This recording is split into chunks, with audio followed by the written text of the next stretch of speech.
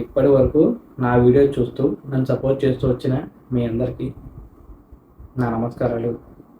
Hi friends, నేను మీ Mahesh and welcome back to my channel SS astrology. మనం previous వీడియోలో గురుగ్రహం 12వ ఇంట్లో ఉంటే ఫలితాలు అనేవి ఎలా ఉంటాయి అనే విషయాన్ని అయితే చూసాము. ఇప్పుడు మనం శనిగ్రహం సిరీస్లో ఈ శని తృతీయ స్థానంలో ఉంటే ఏ విధంగా పనిచేస్తాడు అనే విషయాన్ని అయితే పరిశీలిద్దాము. ముందుగా ఈ తృతీయ స్థానాన్ని మనం ఒక విక్రమ స్థానంగా మనం చేసే హార్డ్ వర్క్ గురించి, సెల్ఫ్ ఎఫర్ట్స్ గురించి, మన యంగర్ సిబ్లింగ్స్ గురించి, వే ఆఫ్ కమ్యూనికేషన్ గురించి ఇండికేట్ చేస్తుంది. దీన్ని ఉపచయ స్థానంగా కూడా చెప్తూ ఉంటారు. ఇక ఈ శనిగ్రహం విషయానికి వచ్చినట్లయితే ఈయన ఒక సహజంగా పాపత్వం పొందిన గ్రహం కాబట్టి బేసికల్గా ఇలా ఉపచయ స్థానాల్లో బాగానే యోగిస్తారు. ఇక్కడ మనం చూస్తే నేను ఇందాక చెప్పిన విధంగా ఈ తృతీయం అనేది హార్డ్ వర్క్ ఇండికేట్ చేస్తుంది.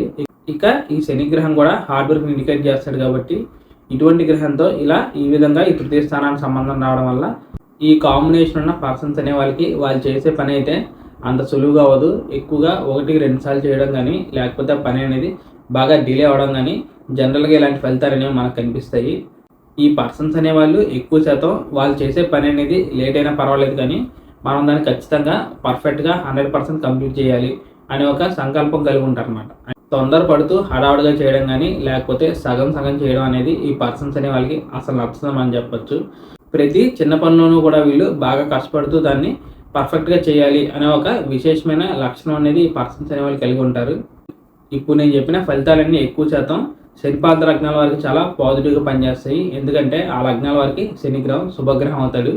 ఇక గురుపాద లగ్నాల వారికి కనుక ఈ కాంబినేషన్ కనుక ఉన్నట్లయితే ఆ పర్సన్స్ అనే వాళ్ళకి అదే క్యారెక్టర్ బిహేవియర్ అనేది ఉంటుంది. కానీ అక్కడ శనిగ్రహం పాపగ్రహం అయ్యాడు కాబట్టి సో వీళ్ళు చేసే ప్రతి పనులను బాగా విపరీతంగా కష్టానికి గురి చేయడం, మానసికంగా ఒక టెన్షన్స్ని, ప్రెజర్స్ని క్రియేట్ చేయడం, ప్రతి పని ఆలస్యం చేయడం, ఈ విధంగా నెగిటివ్గా పనిచేసే అవకాశాలు అనేవి ఉంటాయి.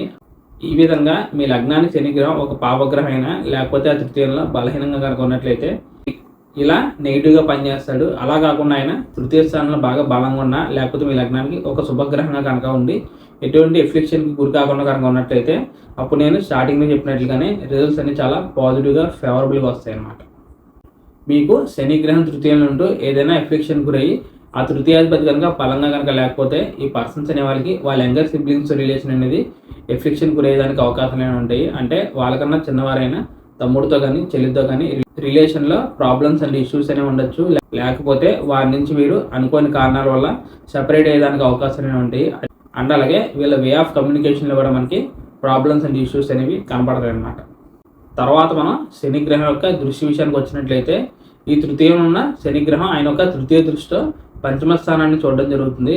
ఒకవేళ మీ లగ్నానికి శనిగ్రహం ఒక శుభగ్రహం ఉంటూ ఎటువంటి ఎఫ్లిక్షన్కి గురి కాకుండా ఆ తృతీయ స్థానంలో ప్లేస్ అయ్యి ఈ విధంగా ప్లేస్మెంట్ కనుక ఉన్నట్లయితే ఈ పర్సన్స్ అనే వారికి ఆ పంచమ స్థానానికి సంబంధించిన విషయాల్లో కూడా రిజల్ట్స్ అనేవి పాజిటివ్గా ఉంటాయి. అంటే ఈ పర్సన్స్ అనే వాళ్ళకి ఎక్కువగా క్రియేటివిటీ ఉండొచ్చు, చాలా ఇంటెలిజెన్స్ అనేది ఉండొచ్చు.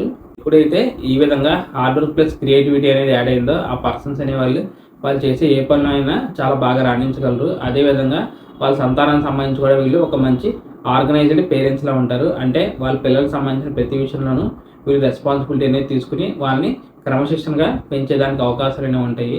ఒకవేళ అలా కాకుండా మీ లగ్నానికి శనిగ్రహం అక్కడ తృతీయంలో ఏదైనా ఎఫ్లిక్షన్ గురయ్యి అప్పుడైనా నెగిటివ్గా ఉన్నాడు కాబట్టి సో ఆ సమయంలో కనుక ఈ తృతీయ దృష్టి అనేది ఆ పంచమ స్థానం మీద కనుక ఉన్నట్లయితే ముందుగా ఆ పంచమ స్థానానికి సంబంధించిన కారకత్వం అనేది దెబ్బతింటుంది. కాబట్టి సో వీళ్ళకి ఎక్కువగా సంతానానికి సంబంధించిన విషయాల్లో ప్రాబ్లమ్స్ అండ్ ఇష్యూస్ని ఫేస్ చేస్తారు. అంటే ఒక రకంగా సంతానం కలగడం అనేది బాగా ఆలస్యం అవ్వచ్చు. వారు కలిగిన తర్వాత కూడా వారి కారణంగా వీళ్ళు అనేకమైన ప్రాబ్లమ్స్ అండ్ ఇష్యూస్ని ఫేస్ చేయాల్సిన సిచ్యువేషన్స్ అనేవి రావడం అవ్వచ్చు. వీరికి creative talent plus hard work అనేది ఉన్నప్పటికీ అక్కడ శనిగ్రహం ఆయన ఒక నెగిటివ్ ఎనర్జీ అనేది అక్కడ పంచమ స్థానం మీద చూపిస్తున్నాడు. కాబట్టి సో వీళ్ళు ఎంత కష్టపడినా, ఎంత క్రియేటివిటీ యూజ్ చేసినా వాళ్ళు చేసే పనిలో వీళ్ళకి సాటిస్ఫాక్షన్ అనేది లేకపోవడం కానీ, లేకపోతే ఆ చేసే పని అనేది 1-2 సార్లు చేయాల్సి రావడం కానీ ఈ విధంగా ఫలితాలు అనేవి ఉంటాయి. తర్వాత ఈ శనిగ్రహం యొక్క సప్తమ దృష్టి విషయానికి వచ్చినట్లయితే ఈ తృతీయంలో ఉన్న శనిగ్రహం యొక్క 7th ఆస్పెక్ట్ అనేది అక్కడ 9th హౌస్ మీద ఉంటుంది. సో ఈ 9th హౌస్ను ఒక పితృభావంగా మన అదృష్టాన్ని గురించి, హైయర్ లెవెల్ ఆఫ్ ఎడ్యుకేషన్ గురించి, నాలెడ్జ్ గురించి, లాంగ్ డిస్టెన్స్ జర్నీస్ గురించి వీటి గురించి ఇండికేట్ చేస్తుంది.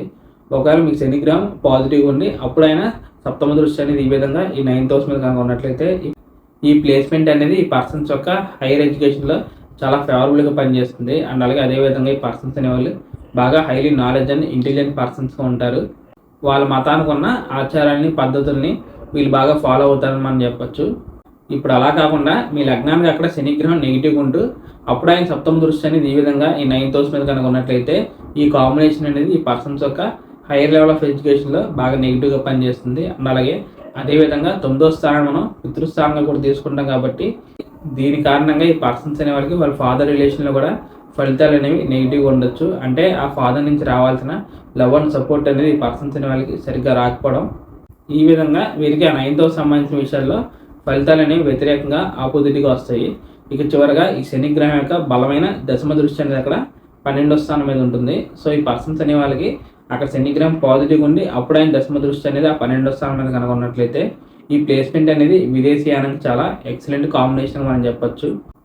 దీని కారణంగా ఈ పర్సన్స్ అనే వాళ్ళకి ఈ శని దశలోనే వచ్చినప్పుడు హైయర్ ఎడ్యుకేషన్ పర్పస్ కోసం ఫారిన్ ట్రావెల్ చేయడం కానీ లేకపోతే లాంగ్ డిస్టెన్స్ జర్నీస్ చేయడం, సో తద్వారా వీరికి దాని కారణంగా అదృష్టం కలిసి రావడం, మంచి గ్రోత్ అనేది రావడం.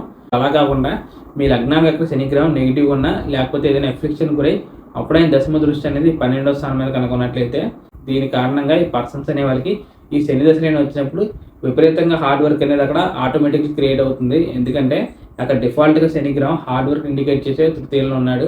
పైగా ఇక్కడ లాసెస్ని ఇండికేట్ చేసే ఆ 12వ స్థానాన్ని బలంగా చూస్తున్నాడు కాబట్టి సో దీని కారణంగా వీళ్ళు వ్యక్తిగతంగా కానీ లేకపోతే ఆర్థికంగా కానీ బాగా నష్టపోతారు. అండ్ అలాగే విపరీతమైన శారీరకంగా అండ్ అలాగే మానసికంగా టెన్షన్స్ అనేవి క్రియేట్ అవుతాయి.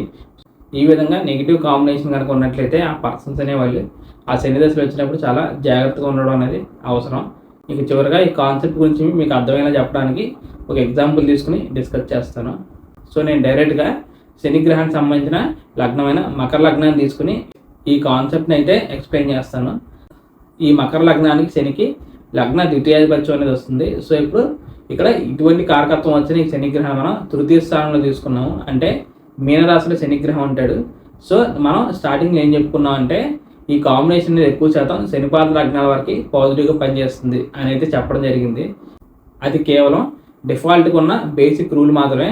ఇక్కడ మనం ప్రాక్టికల్గా చూసినట్లయితే అక్కడ శనిగ్రహం ఎంతో బలంగా పాజిటివ్గా అయితే పనిచేయలేడు. ఎందుకంటే మనం స్థానబలం విషయానికి వచ్చినట్లయితే అక్కడ తృతీయం అనేది మీనరాశి అయింది కాబట్టి శనిగ్రహానికి అది శత్రుభావం అనేది అవుతుంది కాబట్టి సో శనిగ్రహం అక్కడ బలహీన పడ్డాడు అని చెప్పొచ్చు. కాకపోతే మనం చెప్పుకునే మంచి విషయం ఏంటంటే ఈ శనిగ్రహం ఒక న్యాచురల్ మెలిఫిక్ ప్లానెట్ కాబట్టి ఈ విధంగా ఒక ఉపచేయ స్థానంలో ఉంటే ఖచ్చితంగా బాగానే పనిచేస్తాడు. అందులోనూ అక్కడ లగ్నానికి డిఫాల్ట్గా ఒక శుభగ్రహం అవుతూ స్వయంగా లగ్నాధిపతి అయ్యాడు అండ్ అలాగే ద్వితీయాధిపతి కూడా అయ్యాడు.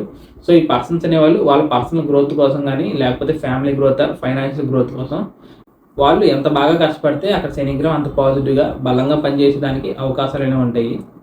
ఈ విధంగా ఈ పర్సన్స్ని కష్టపెట్టి ఎలాగోలా శనిగ్రహం యోగిస్తాడు. సో ఈ ప్లేస్మెంట్ నేను నెగిటివ్గా అయితే చెప్పట్లేదు కానీ అక్కడ శనికి లగ్నాధిపత్యం అనేది వచ్చింది కాబట్టి ఈ విధంగా హార్డ్ వర్క్ ఇండికేట్ చేసే ప్లేస్లో కాకుండా ఇంకా మంచి స్థానాలైన 1, 5, 9లో కనుక ఉన్నట్లయితే ఇంకా చాలా ఎక్సలెంట్గా పనిచేసేవాడు. తర్వాత మనం చూడాల్సిన విషయం ఏంటంటే అక్కడ తృతీయంలో శనిగ్రహానికి మనం చెప్పుకున్నట్లుగానే స్థానబలం విషయంలో కొద్దిగా నెగిటివ్గా ఉన్నాడు కాబట్టి ఇంకా ఈ లగ్నానికి పాపగ్రహాలైన కుజ, రవి, గురుగ్రహాల యొక్క సంబంధం అనేది ఈ శనిగ్రహం మీద అనేది ఉండకపోవడం చాలా మంచిది. ఇక్కడ మనం ప్రాక్టికల్గా ఈ మకర లగ్నం వారికి ఈ రూల్ని కూడా అప్లై చేసినట్లయితే అక్కడ గురుగ్రహానికి ఆ తృతీయ స్థానం అనేది స్వక్షేత్రం అవుతుంది కాబట్టి సో అక్కడ గురుగ్రహం శనిగ్రహంతో ఉన్న ఏం పర్లేదు, అదంతా నెగిటివ్ ప్లేస్మెంట్ అయితే కాదు. అదే విధంగా మనం కుజగ్రహం విషయానికి వచ్చినట్లయితే ఈ కుజుడు కూడా ఒక సహజంగా పాపత్వం పొందిన గ్రహం కాబట్టి ఈయన కూడా తృతీయ స్థానంలో బాగానే పనిచేస్తాడు కాబట్టి సో కుజగ్రహానికి కూడా అదైతే అంత నెగిటివ్ ప్లేస్మెంట్ అయితే కాదు. కాకపోతే ఒక్కోసారి ఈ కుజ శని గ్రహాల యొక్క కలయిక అనేది విపరీతమైన అగ్రెషన్ని మొండితనాన్ని కూడా ఇస్తుంది. ఇక శని రవి గ్రహాల విషయానికి వచ్చినట్లయితే ఈ కాంబినేషన్ కూడా మంచిది కాదు. ఇది ఒక్కోసారి పితృదోషంగా కూడా పనిచేస్తుంది. అందులోనూ ఆ 2 గ్రహాలు తృతీయంలో కనుక ఉన్నట్లయితే వారి ఆస్పెక్ట్ అనేది అక్కడ పితృస్థానమైన 9వ స్థానం మీద ఉంటుంది కాబట్టి సో ఈ 2 గ్రహాల యొక్క కాంబినేషన్ అనేది అసలు మంచిది కాదు.